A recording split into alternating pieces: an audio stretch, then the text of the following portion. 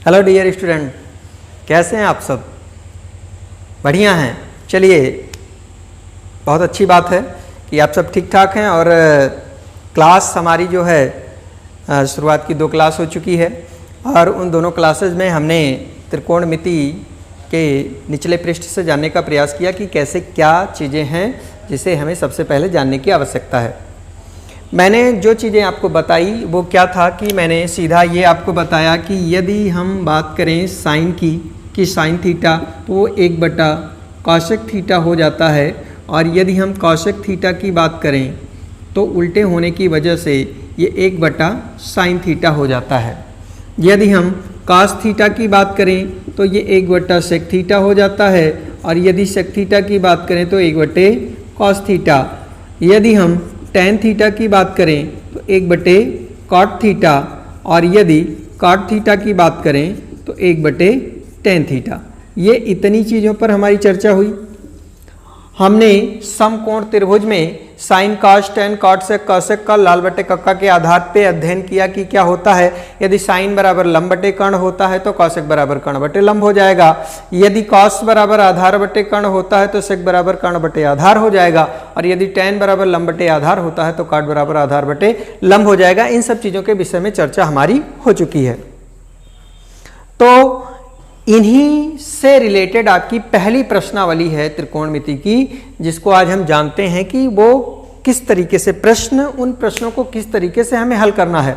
और मैं यहाँ 1-2 प्रश्न कराऊंगा, बाकी आपके लिए छोड़ूंगा, आपको दे रहा हूँ, आप घर पे करेंगे और करके मुझे बताएंगे कि कितना समझ में आया कितना नहीं समझ में आया है। उसका आपको मुझे आंसर बताना होगा कि कितना इसका आंसर आया है, तो मैं समझूंगा कि आप घर पे वर्क कर रहे हैं मेरे साथ। तो चलिए आज हम सीधा प्रश्नावली की बात करते हैं, और इस प्रश्नावली के पहले प्रश्न की बात करते हैं कि पहला प्रश्न क्या है। इसमें पहला प्रश्न कह रहा है कि त्रिभुज ABC में जिसका कोण B समकोण है, AB बराबर 24 सेंटीमीटर, BC बराबर 7 सेंटीमीटर है, निम्नलिखित के मान ज्ञात कीजिए। वो आपको एक समकोण त्रिभुज दिया हुआ है, समकोण त्रिभुज है, नाम दे रखा है ABC, जिसमें कहा है कि कोण भी समकोण है। और ऐसी स्थिति में वो कह रहा है कि AB बराबर 24 सेंटीमीटर और BC बराबर 7 सेंटीमीटर। AB उसने दे दिया है 24 सेंटीमीटर और BC दे दिया है 7 सेंटीमीटर। आपको ये पता है कि ये कोण 90 अंश है। 90 अंश के ठीक सामने की भुजा क्या होती है? कर्ण होती है। इसका मतलब कर्ण आपको मालूम नहीं है, उसके अलावा से इस दोनों भुजाएं जो हैं वो आपको पता है, जिनमें से कि एक लंब है, एक क्या है? आधार है। वो लंब और आधार कौन से हैं? वो जो हम कोण लेंगे उसी कोण के आधार पर डिफाइन करेंगे। ठीक है, तो ये इतनी बात आपको क्लियर है।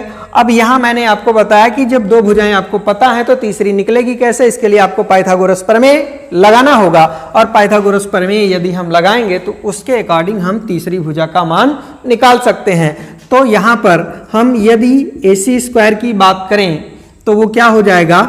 AB square plus BC square. अब मुझे नहीं लगता कि मुझे बहुत ज़्यादा यहाँ फोकस करने की आवश्यकता है, मैं पीछे की क्लास में इसे बता चुका हूँ। एक बार आप इसे रीड कर लीजिए सही तरीके से, क्योंकि ये वो बेसिक चीज़ें हैं जो आपको हर स्थिति में आपकी जानकारी में ये चीज़ें होनी चाहिए। तो यहाँ पर यदि हम AC की बात करें कि हमें AC की वैल्यू निकालनी है, तो इधर square root AB square plus BC square हो जाएगा। AB का मान दे रखा है आपको कितना? 24 का स्क्वायर प्लस BC का मान आपके पास कितना है? 7 का स्क्वायर। 24 के स्क्वायर की बात करें तो 24 का स्क्वायर यदि हम करेंगे तो 16, 4 दूनाई 8, 8 16 1 17, 2 दूनाई 4 1 5, यानी 576 हो जाएगा, और 7 का स्क्वायर 49। अगर इन्हें हम जोड़ेंगे, यदि इन्हें हम जोड़ते हैं तो 9 6 15, 7 4 11 1 12, 5 1 6, यानी 625। हमें जो AC की वैल्यू यहाँ आ रही 625, और हमें 625 का क्या निकालना होगा? वर्गमूल निकालना होगा। वर्गमूल निकालने के लिए हमारे पास तरीका क्या है वो आप लोगों को अच्छी तरीके से पता है। तो जब आप 625 का वर्गमूल निकालेंगे तो आपको आएगा कितना? Plus minus 25। आपको प्लस वैल्यू से यहाँ मतलब है, तो 25 आ जाएगा, यानी ये मान कितना आ जाएगा? आपको 25 आ जाएगा। अब आपको सभी मान पता हैं, आपको जो यहां पर निकालना है, पहला प्रश्न कहा है साइन ए और कास ए का मान ज्ञात कीजिए। पहला उसने कहा साइन ए और कास ए का मान ज्ञात कीजिए। साइन ए और कास ए का मान ज्ञात करना है। अब मैं साइन ए का मान आपको बताता हूं या मैं कास ए का मान आपको बता दूं, दूसरा आपको आसानी से निकलेगा, या मैं इसमें से कोई ना बताऊं तो भी आप आसानी से निकाल सकते हैं, क्योंकि पीछे के क्लास में इसके विषय में बेहतर तरीके से चर्चा हमने की है। तो यदि साइन ए की बात करें, साइन ए का मान कितना होगा, तो आप जानते हो साइन बराबर होता क्या है, लंब बटे कर्ण। महत्वपूर्ण मैंने कहा क्या बताया आपको कि सबसे ज्यादा ध्यान देने वाली बात यह है कि जो आपके पास अनुपात हैं, त्रिकोणमितीय अनुपात जो हैं, उनके साथ में वो किस कोण की बात कर रहा है। यहां किस कोण की बात कर रहा है, कोण ए की बात कर रहा है। आपको इस समकोण त्रिभुज में कोण ए दिखाई पड़ रहा है, ये है, और मैंने बताया कि उस कोण के ठीक सामने की भुजा लंब होगी। तो यहां पर अगर लंब बटे कर्ण होता है तो लंब का काम करेगा कौन, BC, और कर्ण का काम कौन करेगा, कर्ण तो आपको पता है, उसमें तो कोई परिवर्तन होना नहीं है, कर्ण क्या है, AC है। अब BC की वैल्यू आपको पता है कितनी है, यहां पर BC का मान कितना है 7, AC का मान कितना है, तो साइन ए का मान कितना आ जाएगा 7/25 आ जाएगा। बात पूरी तरीके से क्लियर है, ये बात आपको समझ में आ रही होगी, कहीं किसी प्रकार की कोई समस्या नहीं है। और अगर हम इसके दूसरे प्रश्न की बात करें, इस पर जो दूसरा प्रश्न पूछा है, इस पर दूसरा क्वेश्चन जो उन्होंने किया है, दूसरा प्रश्न है साइन सी और कॉस सी का मान। दूसरा प्रश्न किया है साइन सी और कॉस सी का मान।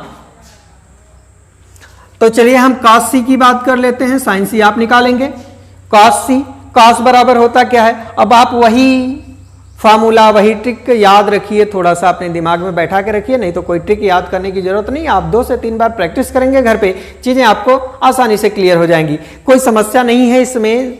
लेकिन अब क्या है कि थोड़ा सा आपको अपनी तरफ से प्रैक्टिस करना पड़ेगा, थोड़ी सी मेहनत आपको अपनी तरफ से करनी पड़ेगी, क्योंकि बिना उसके ये चीजें क्लियर नहीं होंगी।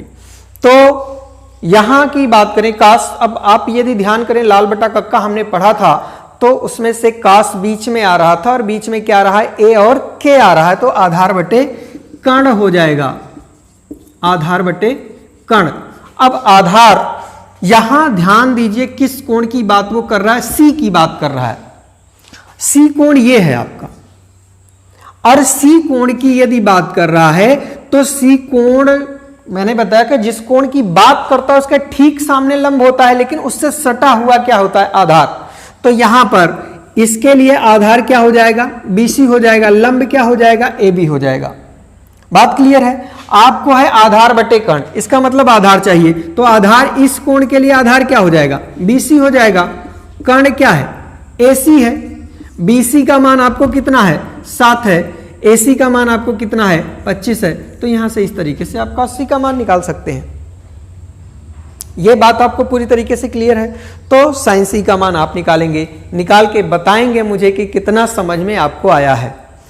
अगर इसके नेक्स्ट क्वेश्चन की बात करें, एक क्वेश्चन और कर लेते हैं, और इसके साथ इससे जुड़े हुए प्रश्न मैं आपको देता हूं जो आप खुद मुझे करके बताएंगे।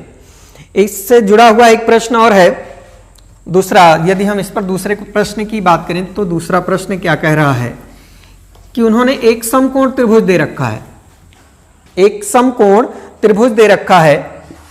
प्रश्न में एक समकोण त्रिभुज दिया हुआ है और उस समकोण त्रिभुज का नामकरण कर रखा है उन्होंने PQR, जिसमें कोण Q को उन्होंने समकोण दिखाया हुआ है।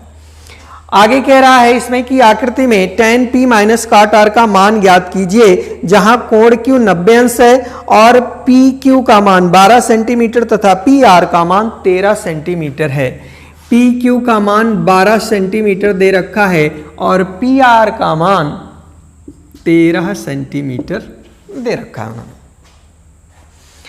अब देखिए, ये आपको समकोण त्रिभुज मिला, समकोण त्रिभुज में 2 भुजाएं आपको पता है, तीसरी भुजा आपको ज्ञात करनी पड़ेगी। मान जो आपको ज्ञात करना है वो दे रखा है इन्होंने tan P minus cot R, tan P minus cot R, ये आपको ज्ञात करना है।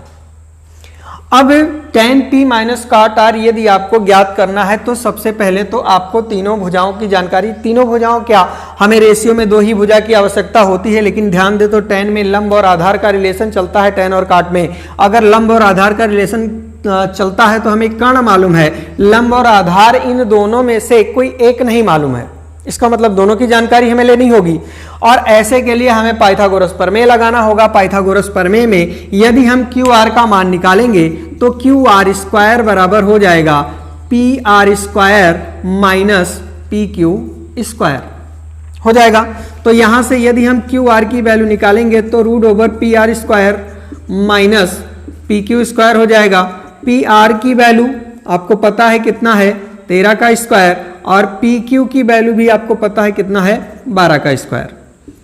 आपने एक सूत्र पढ़ा होगा ए स्क्वायर माइनस बी स्क्वायर, होता क्या है, पढ़ा है, क्लियर हो रहा, कुछ याद आ रहा है, दिमाग पे जोर डालिए। सूत्र बताया जा चुका है आपको, ए स्क्वायर माइनस बी स्क्वायर, पीछे की क्लासेस से पढ़ते हुए आए हैं, 7th 8th 9th हर क्लास में पढ़ा है, थोड़ा सा दिमाग पे जोर डालिए। बिल्कुल यही ए स्क्वायर माइनस बी स्क्वायर यानी ए प्लस बी इंटू ए माइनस बी। तो यहां पर एक ब्रैकेट में हम क्या कर लें, जोड़ लें इसे, एक ब्रैकेट में क्या कर लें, घटा लें, ए प्लस बी इंटू ए माइनस बी कर लिया। अब यहां ए प्लस बी 13 में यदि 12 जोड़ेंगे आप तो कितना हो जाएगा, 25 हो जाएगा, और घटाएंगे तो कितना आ जाएगा, 1। 25 में 1 का गुणा, 25 वर्गमूल निकालेंगे प्लस माइनस 5, आपको प्लस वैल्यू की आवश्यकता है, यानी ये मान कितना आ जाएगा, 5 आ जाएगा। बिल्कुल क्लियर हो रही है बात।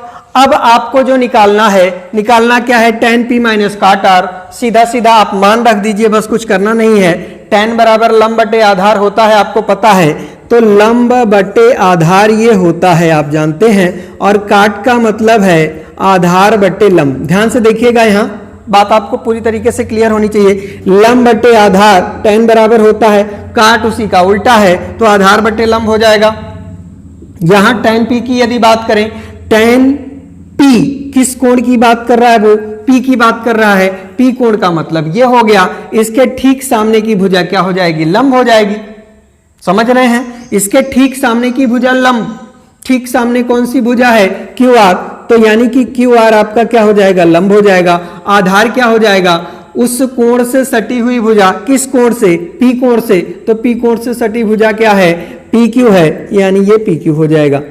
माइनस यहां देखिए आधार बटे लंब, लेकिन किस कोण की बात कर रहा है, आर की बात कर रहा है। आर कोण कहां है, यहां पे है। यदि हम आर कोण की बात करें, कोण आर की बात करें, तो इसके ठीक सामने कौन सी भुजा मिल रही है हमें, मैंने बताया कि कोण के ठीक सामने भुजा लंब होगी और उससे सटी हुई भुजा आधार होगी। तो इसका मतलब है कि इस कोण के लिए लंब क्या हो जाएगा, पी क्यू हो जाएगा, आधार क्या हो जाएगा, क्यू आर हो जाएगा। तो आधार, आधार का मतलब क्या, क्यू आर, और लंब का मतलब क्या, पी क्यू।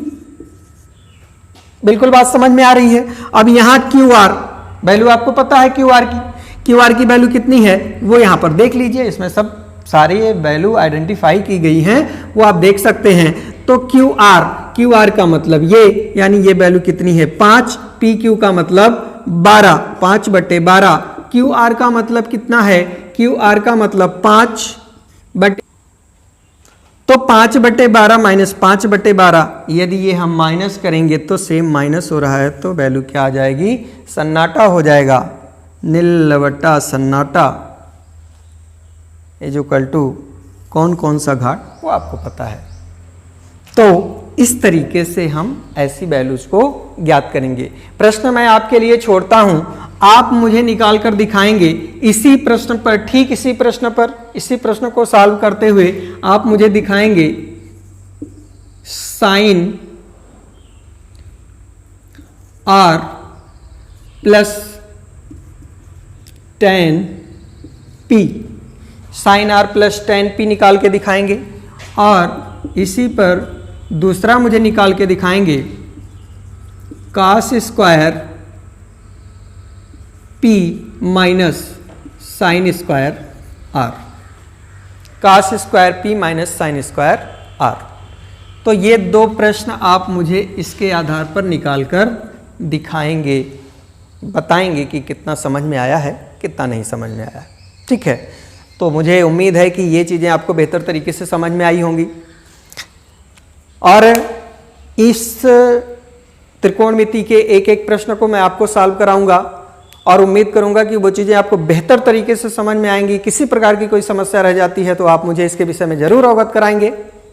आज के लिए बस इतना ही, मिलते हैं अगली क्लास में इसी प्रकार आपको कुछ नया सिखाने के लिए। तब तक आप सभी को बहुत बहुत प्यार, बहुत बहुत नमस्कार।